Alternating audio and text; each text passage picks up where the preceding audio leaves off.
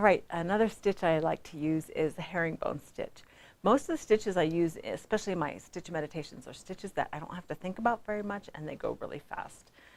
So I use the herringbone stitch because it does just that. So and I also use it on those landscapey ones because it looks a little bit like fencing. So you want to work on a diagonal. You want to pretend that there's two lines going this way, which is easier if you're going on top of a fabric.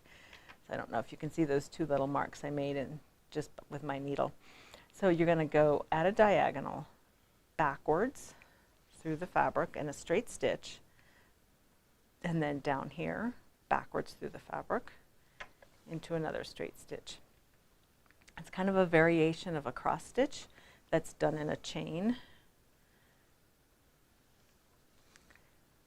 So you can see that pattern emerging. Again though, this is not, I don't worry about consistency and making them even, because I'm more about expression and having fun with it, and about the process of stitching, how it feels, how it manipulates the fabric, how it looks on there. I kind of like these. Sometimes it's easier to do them like this, hold the fabric like this.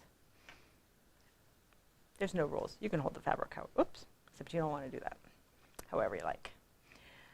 Sometimes when I'm finished with one strand of these, I will come back in and go across the middle.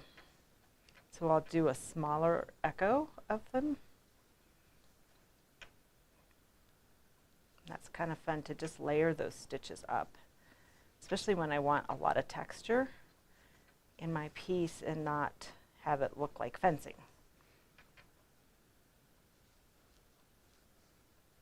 Easy peasy, huh? That's a herringbone.